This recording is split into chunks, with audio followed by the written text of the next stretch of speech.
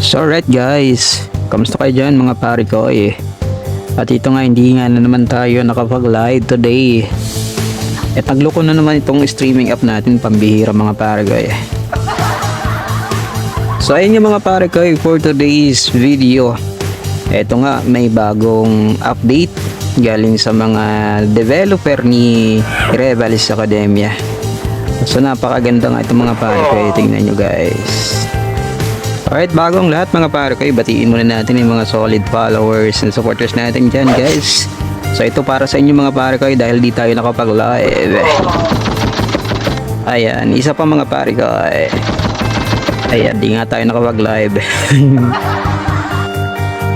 So ayun nga guys, balik tayo dito sa video natin. So anong una nyong napansin mga pare ko compare dun sa isang Run Mobile. So guys, ito yung napansin natin ha. Check nyo guys yung kulay green na chat box na nasa gilid sa taas ng joystick mga pare ko. Kita nyo yan guys, diba? So napakaganda. So parang kuhang-kuha niya talaga yung Run PC mga pare ko, Run Online PC version ano. So bakit ko napansin yan mga pare ko? Unang-una guys, diba? Sa larong to mga pare ko, napaka-importante yung communication. Lalo na pag may party tayo guys, makagild natin.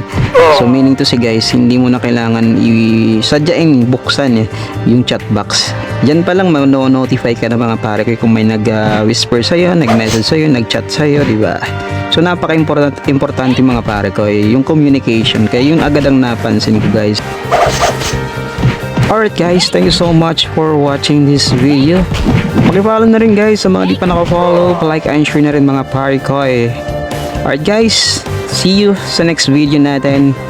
Pare ko Melm out.